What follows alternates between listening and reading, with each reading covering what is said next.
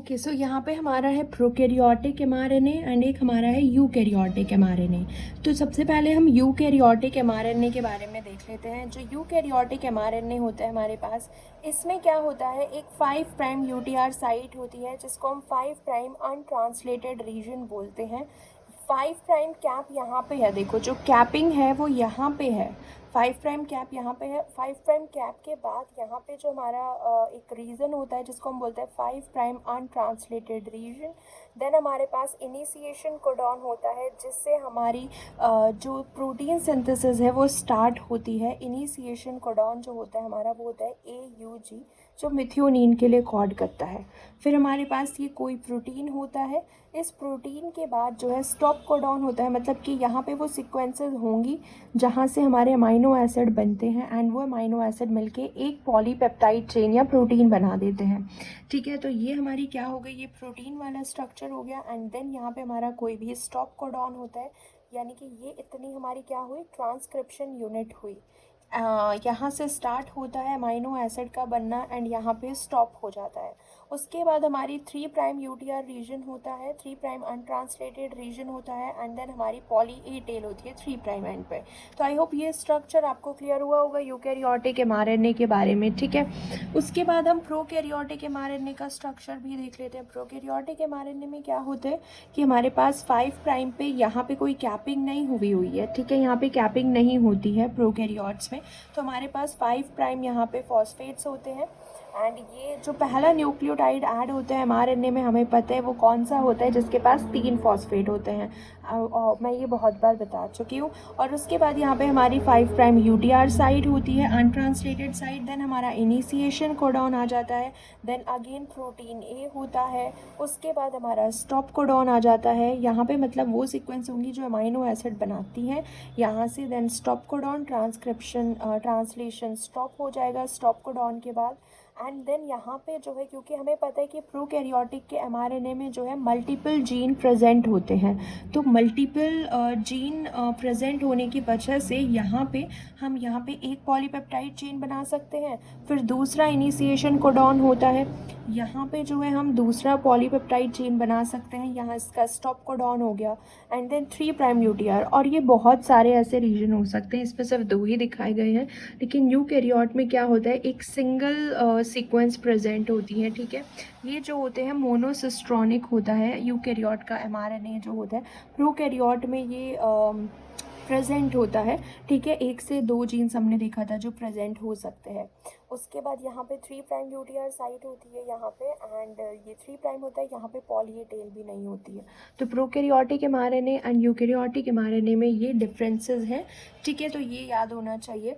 And जो ribosome binding site होती है ना, मोनोसिस्ट्रॉनिक एमआरएनए जो हमारे पास होता है उसके पास एक ही राइबोसोम बाइंडिंग साइट होती है। तो यूकैरियोट में हमारे पास मोनोसिस्ट्रॉनिक एमआरएनए होता है क्योंकि यहाँ पे एक ही जीन प्रेजेंट होता है एंड इसके पास राइबोसोम बाइंडिंग साइट भी क्या होती है, एक ही होती है। लेकिन प्रोकैरियोट का जो एमआरएनए होता है वो पॉलीसिस्ट्रॉनिक होता है, एक से ज़्यादा जीन प्रेजेंट होते हैं एंड मल्टीपल सिस्ट्रॉन्स होते हैं एंड बीच में क्या होता है, इसके पास इंटरसिस्ट्रॉनिक स्पेसर होता है। और ये जो इंटरसिस्ट्रॉनिक स्पेसर होता है ना बीच में, इसका साइज़ जो है वो चेंज भी हो सकता है, छोटा बड़ा हो सकता है ये। ठीक है, देखो प्रोटीन सिंथेसिस स्टार्ट करने से पहले ना कुछ बेसिक हमें पता होने चाहिए। टीआरएनए का स्ट्रक्चर कैसा होता है, देन हमें पता होना चाहिए राइबोसोम्स का स्ट्रक्चर कैसा होता है, राइबोसोम्स कैसे दिखते हैं। हम जान लेते हैं टीआरएनए के बारे में। ठीक है, किसके बारे में हम पढ़ रहे हैं, अब हम पढ़ रहे हैं टीआरएनए के बारे में। सो टीआरएनए के बारे में मैं आपको एक बात बता दूं कि इसका एक जो सेकेंडरी स्ट्रक्चर होता है ना, 2 डायमेंशनल स्ट्रक्चर जो होता है वो इस तरीके का दिखता है, clover leaf like structure. And जो इसका टर्शियरी स्ट्रक्चर होता है, 3 डायमेंशनल स्ट्रक्चर, वो एल शेप्ड का दिखाई देता है, इस तरीके का दिखाई देता है। ठीक है, सो टीआरएनए के स्ट्रक्चर में हमने चीज़ें पढ़ी थी कि जो 3 प्राइम पे हमारे पास क्या होती है, ये CCA सीक्वेंस जो है बाद में पोस्ट ट्रांसक्रिप्शनली ऐड की जाती है। टीआरएनए न्यूक्लियोटाइडल ट्रांसफरेज इसको ऐड करता है 3 प्राइम एंड पे। ठीक है, तो अगर हम 3 प्राइम एंड देखें, इसको हम बोलते हैं एक्सेप्टर आर्म। ठीक है, इसको हम क्या बोलते हैं, एक्सेप्टर आर्म बोलते हैं। तो इसके पास ये 7 न्यूक्लियोटाइड्स होते हैं एंड 4 जो है ये अनपेयर्ड न्यूक्लियोटाइड्स होते हैं। तो तो 7 पेयर्ड न्यूक्लियोटाइड इसके पास प्रेजेंट होते हैं, 1 2 3 4 5 6 7। तो ये 7 जो होते हैं पेयर्ड न्यूक्लियोटाइड इसके पास प्रेजेंट होते हैं। एंड ये 4 कैसे होते हैं, अनपेयर्ड न्यूक्लियोटाइड्स होते हैं। एंड ऊपर ये CCA सीक्वेंस जो बाद में ऐड होती है। tRNA जो होता है इसके अंदर 73 to 93 न्यूक्लियोटाइड्स प्रेजेंट होते हैं टोटल RNA चेन। एंड ये साइटोसॉल में प्रेजेंट होता है, प्लस जो हमारा सेमी ऑटोनोमस ऑर्गेनल होते हैं जिनके पास खुद का अपना जीनोम होता है, जेनेटिक मटेरियल होता है। सेमी ऑटोनोमस ऑर्गेनल्स जितने भी होते हैं सेल के अंदर उसमें भी tRNA प्रेजेंट होता है। सेकेंडरी स्ट्रक्चर इसका क्लोवर लीफ लाइक होता है।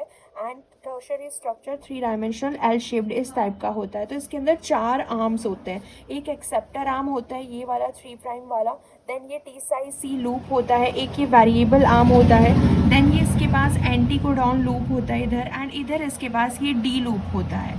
ठीक है, इस तरीके से जो है पूरा स्ट्रक्चर ये ऑलरेडी हम देख चुके हैं, बट इसमें थोड़ा और हम डिटेल में जाएंगे। तो देखो ये हमारा हो गया 3 प्राइम में कि ये 7 न्यूक्लियोटाइड्स जो होते हैं यहाँ पे पेयर में होते हैं, एंड 4 जो होते हैं अनपेयर्ड न्यूक्लियोटाइड्स प्रेजेंट होते हैं। तो ये हमने देख लिया एक्सेप्टर आर्म के बारे में। दूसरा हम देखते हैं जो डी आर्म होता है ना, ये वाला जो डी लूप होता है इसके अंदर ये 1 2 3 4 जो है ये बेस पेयर्स प्रेजेंट होता है, पेयर्ड न्यूक्लियोटाइड प्रेजेंट होते हैं। एंड कम से कम 5 to 7 न्यूक्लियोटाइड लूप में प्रेजेंट होते हैं।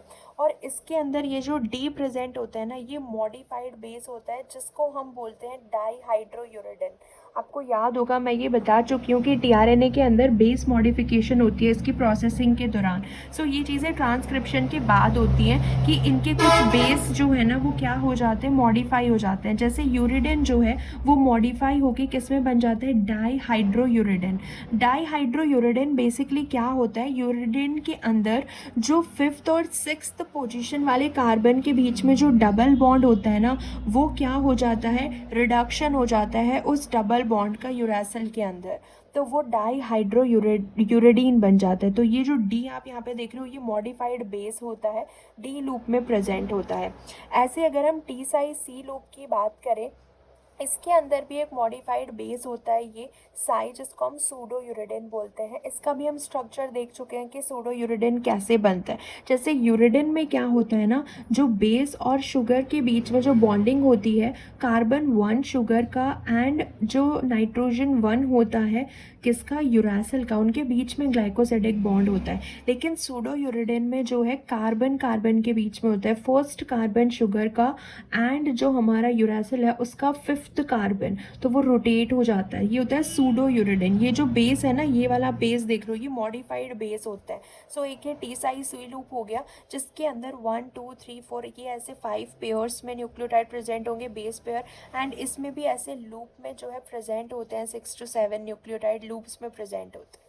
ठीक है, एक ही हमारे पास वेरिएबल आर्म होता है। अब ये जो वेरिएबल आर्म होता है ना, इसके अंदर जो है 4 से 5 न्यूक्लियोटाइड भी हो सकते हैं, प्लस इसके अंदर जो है 24 न्यूक्लियोटाइड भी हो सकते हैं। 4 से 5 या 24 न्यूक्लियोटाइड तक हो सकते हैं वेरिएबल आर्म। ये हमारा हो गया एंटी कोडॉन लूप। इसके अंदर भी 1 2 3 4 5 ये इस तरीके के बेस पेयर्स प्रेजेंट होते हैं एंड ये एंटी कोडॉन होते हैं। 3 न्यूक्लियोटाइड ये हमारे कोडॉन के साथ पेयर करते हैं। ठीक है, तो इस तरीके का स्ट्रक्चर जो है कोडॉन का होता है। ये tRNA का क्लोवर लीफ लाइक स्ट्रक्चर होता है एंड 3 डायमेंशनल स्ट्रक्चर इसका बनता है जब डी लूप और टी साइज सी लूप के बीच में जो ये न्यूक्लियोटाइड्स होते हैं ना, ये फोल्ड होके ये क्या कर लेते हैं, एक कॉम्प्लेक्स बना लेते हैं, यानी कि डी लूप और टी साइज सी लूप के बीच में इंटरेक्शंस होते हैं। तो इसलिए ये इस तरीके का स्ट्रक्चर बन जाता है जिसको हम बोलते हैं 3 डायमेंशनल स्ट्रक्चर और एल शेप्ड स्ट्रक्चर। ठीक है, देखो इसमें हम देख सकते हैं कि वेरिएबल आर्म की जो लेंथ होती है, अगर उसमें 4-5 न्यूक्लियोटाइड होते हैं वेरिएबल आर्म पे तो उसको हम बोलते हैं क्लास 1 tRNA।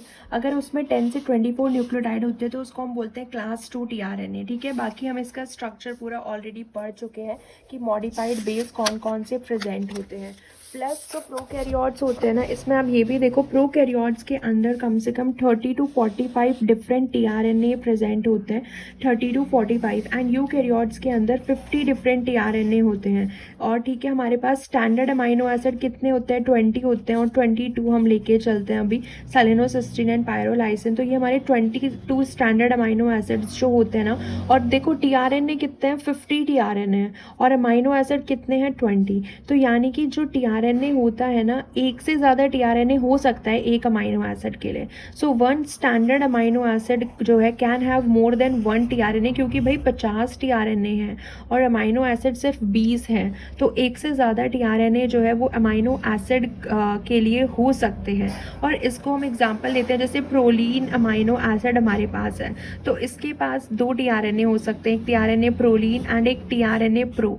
ठीक है, यहाँ पे लिखा रहता है कि टीआरएनए स्पेसिफिक होता है, हर एक अमाइनो एसिड के लिए खुद का टीआरएनए स्पेसिफिक होता है, और एक अमाइनो एसिड के लिए एक से ज़्यादा टीआरएनए हो सकते हैं। सो ये प्रोलीन का स्पेसिफिक टीआरएनए होता है, ये भी प्रोलीन का स्पेसिफिक टीआरएनए होता है। एंड ऐसे टीआरएनए जो एक ही अमाइनो एसिड के लिए स्पेसिफिक होता है उनको हम बोलते हैं आइसो एक्सेप्टिंग टीआरएनए। सो यानी कि 2 डिफरेंट टीआरएनए जो स्पेसिफाइड है for one same amino acid are called iso accept. ठीक है, अब जो हमारा टीआरएनए होता है ना, टीआरएनए ऐसे स्ट्रक्चर होता है उसका, ठीक है, टीआरएनए का जो ये वाला एंटीकोडॉन लूप होता है ना, एंटीकोडॉन लूप के पास भी यहाँ पे 3 न्यूक्लियोटाइड होते हैं, तो वो इसके जो है कॉम्प्लीमेंट्री होते हैं, जिसके साथ पेयर करते हैं। इन 3 न्यूक्लियोटाइड जो है कोडॉन के साथ पेयर होते हैं, तभी तो उसको बोलते हैं एंटीकोडॉन।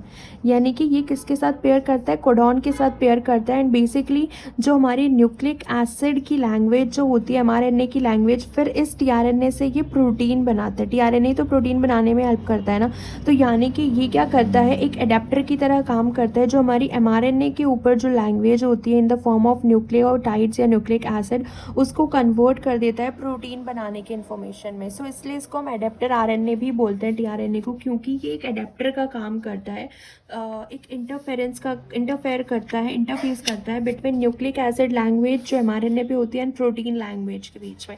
तो ये काम होता है टीआरएनए का। ठीक है, जैसे एक बार हम राइबोसोम भी थोड़ा कंप्लीट कर लेते हैं। राइबोसोम्स क्या होते हैं ना, दे आर द राइबोन्यूक्लियोप्रोटीन, जिनके अंदर आरएनए भी होता है एंड प्रोटीन भी होता है। ठीक है, तो ये क्या करते हैं ना, राइबोसोम्स जो है हमारे एमआरएनए से प्रोटीन्स बनाने में हेल्प करते हैं। So they act like a small migrating factor which physically move along the mRNA. यानी कि अगर हमारे पास ये एमआरएनए है तो राइबोसोम यहाँ पे बैठ जाते हैं। इनकी 2 यूनिट होती है, एक स्मॉलर सब यूनिट होती है, एक इनकी बिगर सब यूनिट होती है, तो दोनों सब यूनिट को जुड़ा के ये ऐसे बैठ जाते हैं एंड हमारा जो एमआरएनए होता है ना उस पर ये मूव करते रहते हैं। ठीक है, तो राइबोसोम की बात करें ना, सपोज करो ये हमारा क्या है, ये हमारा एमआरएनए है। ठीक है, तो राइबोसोम क्या करता है ना, एमआरएनए के ऊपर ऐसे बैठ जाता है। राइबोसोम की एक स्मॉलर सब यूनिट होती है एंड एक जो है बिगर सब यूनिट होती है, तो वो ऐसे करके राइबोसोम ऐसे एमआरएनए पे बैठता है एंड ऐसे मूव करता रहता है पूरे एमआरएनए पे, ये ऐसे मूव करता रहेगा एमआरएनए पे। और ये दिया हुआ है जो प्रोकैरियोट्स होते हैं उनके अंदर 70S राइबोसोम होता है, यूकैरियोट के अंदर 80S राइबोसोम होता है। 70S जो है 50S इसकी लार्ज सब यूनिट होती है and 30 small sub unit. Then large sub unit के अंदर जो RNAs होते हैं वो होते हैं 23 RRNA होते हैं 23S एंड एक होते हैं 5S। सो 50 के अंदर क्या होगा, 23 एंड 5 होगा एंड जो प्रोटीन होते हैं 31 प्रोटीन होते हैं इसके अंदर। ठीक है, ऐसे जो स्मॉलर सब यूनिट होती है, स्मॉलर सब यूनिट के अंदर 16S RNA होता है एंड ये न्यूक्लियोटाइड गिवन है कि इतने न्यूक्लियोटाइड के मिलके बने हुए होते हैं, और R प्रोटीन कितने होते हैं, 21 होते हैं। ऐसे 80, 60 और 40 में टूट जाती है स्मॉल ये लार्ज सब यूनिट, ये small sub unit. Large sub unit के अंदर कौन से RNAs होते हैं, 28, 5.8 एंड 5S होता है एंड स्मॉल सब यूनिट के पास 18S RNA होता है एंड ये प्रोटीन होते हैं 46 प्रोटीन, 33 प्रोटीन इनके पास होते हैं। सो बेसिकली राइबोसोम किसका मिलके बना हुआ होता है, आरएनए और प्रोटीन का मिलके बना हुआ होता है। एक 2 सब यूनिट होती है, large and small sub unit, दोनों सब यूनिट आरएनए और प्रोटीन के मिलके बनी हुई होती है। ठीक है, तो ये था हमारा राइबोसोम्स के बारे में, जो कि मेन मतलब इस तरीके के राइबोसोम्स जो है स्ट्रक्चर इनका होता है। चलो अब इनके स्ट्रक्चर को हम डिटेल में देखते हैं। ये तो पूरे राइबोसोम एंड टीआरएनए हम ऑलरेडी कवर कर चुके हैं, क्योंकि अब हम प्रोटीन सिंथेसिस पढ़ने जा रहे हैं। प्रोटीन सिंथेसिस पढ़ने से पहले ये कुछ बेसिक्स जो है वो क्लियर होने चाहिए। ठीक है, तो राइबोसोम जो होता है ना, इसके पास 3 बाइंडिंग साइट होती है, P site, E site and E site. P site को हम बोलते हैं पेप्टाइडल टीआरएनए बाइंडिंग साइट, यहाँ पे पेप्टाइड बॉन्ड का फॉर्मेशन होता है। एंड ए साइट होती है amino acyl tRNA binding site होती है, यहाँ पे जो इनकमिंग हमारा टीआरएनए आता है वो यहाँ पे आके जो है ए साइट पे आता है हमारा जो इनकमिंग टीआरएनए होता है। एंड ई साइट होती है ये जो डी एसिटाइलेटेड टीआरएनए होता है ना, जो एग्जिट करता है वो एग्जिट साइट के थ्रू एग्जिट करेगा। नाम से पता चल रहा है एग्जिट साइड से टीआरएनए जो है वो एग्जिट करता है, पी साइड पे टीआरएनए को होल्ड करके रखते हैं एंड पेप्टाइड बॉन्ड का फॉर्मेशन होता है, एंड ए साइड पे जो है इनकमिंग टीआरएनए जो है वो आके बैठता है ए साइड पे। तो ये 3 साइड होती है, ये लार्ज सब यूनिट दिखाई हुई है एंड ये होती है स्मॉल सब यूनिट राइबोसोम की, एंड वो इस तरीके से मूव करता है एक एमआरएनए के ऊपर। ठीक है, तो ये था पूरा राइबोसोम का स्ट्रक्चर एंड टीआरएनए का स्ट्रक्चर। अब हम पढ़ने जा रहे हैं प्रोटीन सिंथेसिस।